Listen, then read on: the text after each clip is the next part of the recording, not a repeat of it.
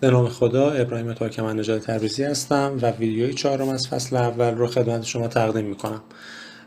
توی این ویدیو میخوام در مورد انواع روش‌های تبدیل داده ها به همدیگه صحبت کنم. در طی برنامه نویسی مثلا یه برنامه‌ای امکان داره شما بارها نیاز پیدا بکنید که یک نوع داده‌ای رو تبدیل به یک نوع داده دیگر بکنید. مثلا این رو تبدیل به فلوت بکنید یا فلوت رو تبدیل به نوع داده‌ای اینت بکنید. این یه اتفاقی که بسیار میفته، مثل همون مثالی که توی ویدیوهای قبلی گفتم. یک نوع داده استرینگ رو با استفاده از دستور int.parse تبدیل کردیم به نوع داده اینت، یا با استفاده از دستور float.parse تبدیل کردیم به نوع داده‌ای فلوت. ما دستورات مثل دابل نقطه پارس، بایت نقطه پارس و لانگ نقطه پارس هم داریم که حالا من توی اون مثال ها دیگه نگفتم به شما. یه مثال میزنم، میگم int I مساوی 200 بایت b مساوی 100 I مساوی b console.writeLine I و b. برنامه رو اجرا میکنم. ببینید چه اتفاقی میفته. آی مقدارش 200 بود، بی 100 بود.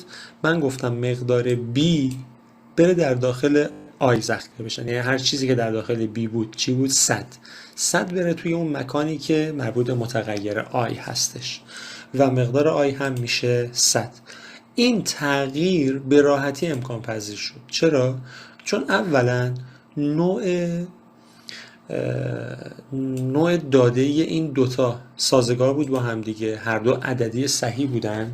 و نکته بسیار مهم دیگه این بود که این نوع داده بایت کوچکتر از اینت هستش. بایت 8 بیت فضا اشغال میکرد و اگر یادتون باشه اینت 32 بیت فضا اشغال میکردش.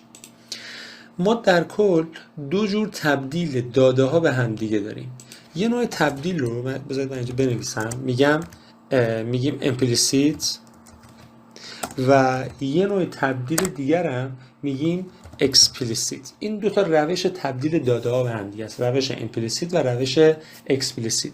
این روشی که الان شما اینجا مشاهده کردید تو دسته implicit قرار میگیره، یعنی داده ها بدون اینکه نیاز به هیچ دستور دیگری وجود داشته باشه به هم دیگه تبدیل میشن.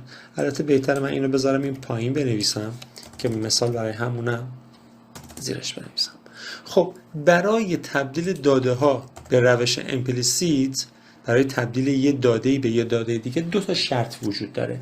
شرط اول اینه که داده ها با هم دیگه سازگار باشن و شرط دوم که خیلی مهمه اینه که بازه و محدوده متغیر مقصد، اینی که این ور نوشته میشه، سمت چپ علامت تساوی نوشته میشه، بزرگتر از اون مبدأ باشه. مثلا این اینت باشه، این از نوع بایت باشه یا اس بایت باشه.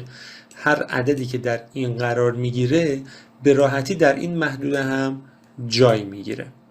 میتونیم جاشو عوض کنیم. مثلا بذارید من اینو کامنت میکنم، میگم اینت آی مساوی 100 و لانگ ال مساوی 200. اینجا میگم ال مساوی آی. از اونجایی که لانگ 64 بیت بود میتونه به راحتی یک عدد 32 بیتی رو در خودش بپذیره و جا بده. پس در روش implicit بازم تکرار میکنم، دو تا شرط وجود داره برای اینکه بدون هیچ گونه کدی ما بخوایم داده رو به هم دیگه تبدیل کنیم. اون دو تا شرط اینه که دو تا متغیرها باید با هم دیگه سازگار باشن، هر دو عددی صحیح یا هر دو عددی اعشاری باشن. مثال دارم میزنم. یا اینکه و شرط دوم این که محدوده و اون رنج مقصد بزرگتر از مبدأ باشه. اینجا اینت بزرگتر از بایت بود، اینجا لانگ بزرگتر از اینت بودش. به این نوع تبدیل میگن تبدیل از نوع implicit. حالا توی explicit چطوره؟ اینجا رو ملاحظه بفرمایید. همون مثال من کپی میکنم، میام تو این روش مینویسم. اینجا یه هایل بذارم حداقل.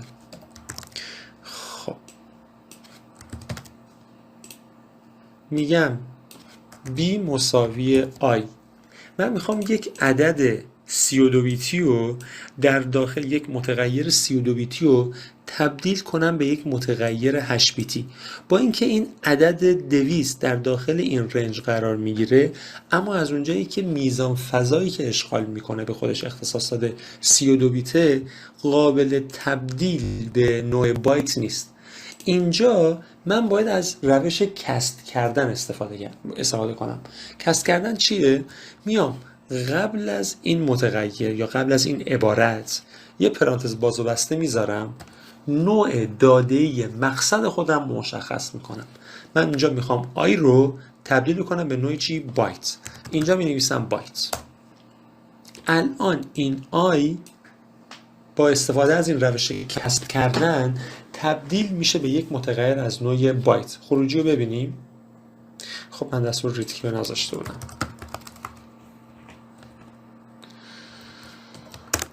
ریتکی اجرا میکنم. ببینید مقدار هر دوشو 200. چرا؟ من اول آخه توی این متغیر آی که از نوع اینت بود عدد 200 رو قرار داده بودم. حالا اگر این 200 بود 256 چی؟ یادمون بودش که توی بایت از 0 تا 255 ذخیره میشه. مقدار 0 قرار میگیره در داخلش. چطور این 0 محاسبه میشه؟ نمیخوام اون مسائل بیتیه که پشت پرده داره اتفاق میفته رو شما شرح بدم. فقط اینطوری بهتون بگم که این عدد پیمانه 256ش محاسبه میشه، حاصل در داخل بایت ذخیره میشه. حالا اگه این بشه 257، اون عددی که توی بی ذخیره میشه 1. این اگر بشه 260 اون میشه 4. همینطوری کم کم اضافه میشه. اگه این بشه 1260 اینجا میشه 236. پس این عدد به پیمانه 256ش محاسبه میشه و در داخل این متغیر بایت ذخیره میشه. به این روش میگن روش کست کردن، یا همون توی اکسپلیسیت از طریق کست کردن ما داده ها رو میایم به هم دیگه تبدیل میکنیم. بذارید یه مثال از فلوت و دابل بزنم.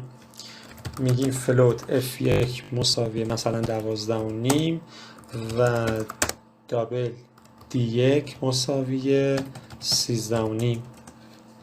اینجا اگر من بنویسم d1 مساوی f1 ارور ندارم. چرا؟ چون فلوت کوچکتر از نوع دابله. فلوت 32 بیته، دابل 64 بیته. به راحتی این مقدار در داخل این جای میگیره. اما اگر برعکس بخوام بکنم، بنویسم f1 مساوی d1، الان دیگه ارور میده، چون این 64 بیتی در داخل 32 بیتی جای نمیگیره. باید بیام اینو با استفاده از کست کردن تبدیل کنم. اینجا بنویسم فلوت و تبدیلش میکنم به این نوع داده‌ای فلوت. البته من خروجی اینجا نذاشته بودم، فقط دیدیم که بدون ارور اجرا شدش. دو تا روش تبدیل دیگه وجود داره. یکی استفاده از کلاس کانورت، یکی استفاده از تابع تو استرینگ که هر دو رو من به شما الان توضیح میدم. بذارید اینو فلوت کنم، اینو کامنت کنم، ببخشید اینو کامنت کنم. من میتونم هر عددی رو تبدیل به نوع داده استرینگ کنم. میگم int i مساوی 100 string number مساوی i نقطه تو استرینگ right line number. برنامه رو اجرا میکنم. الان این 100 که اینجا ملاحظه میفرمایید از نوع استرینگ هستش. من اینجا نوشتم i، نام متغیر رو نوشتم و بعدش دستور تو استرینگ رو به کار بردم و انتهاش هم یه پرانتز باز و بسته هم قرار دادم. این دستور تو استرینگ تقریبا میشه گفت در اکثر در تمام متغیرهای عددی وجود داره. فرضاً اینجا اگر من اینو بذارم به جای اینت اینو بذارم از نوع لانگ، دوباره اینجا می نویسم آی نقطه تو استرینگ. یادمون بود که این آی از نوع لانگ این دفعه. حتی اگه از نوع فلوت هم باشه میگیم فلوت F1 مساوی 100 ممیز مثلا 75.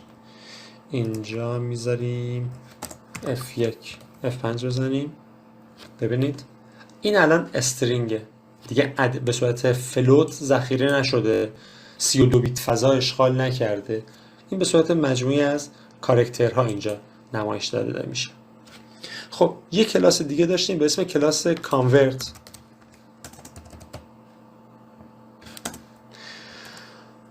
به این صورت میگیم مثلا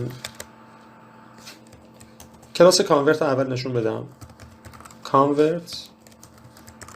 convert dot to. وقتی دستور کانورت رو می‌نویسیم، کلمه تیو رو، دو تا کاراکتر تیو یا تو رو می‌نویسیم اولش، یک سری تابع به ما نشون میده. حالا اینکه تابع چیه بعداً یاد میگیریم. یک سری تابع به ما میده که ما با استفاده از این توابع میتونیم یک سری داده ها رو به یک سری داده به اون مقصدش معادلش تبدیل کنیم. مثلا تو اینت 16 تبدیل به یک داده 16 بیتی میکنه. تو اینت 32 همون اینت که ما تو مثالمون دیدیم.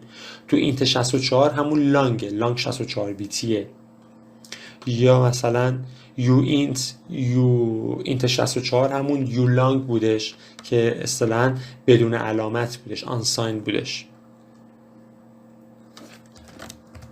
اینت آی مساویه و اینجا هم یه لانگ بذاریم، لانگ ال. میگم ال خب بیبیم 100 به این آی یه مقدار بدم.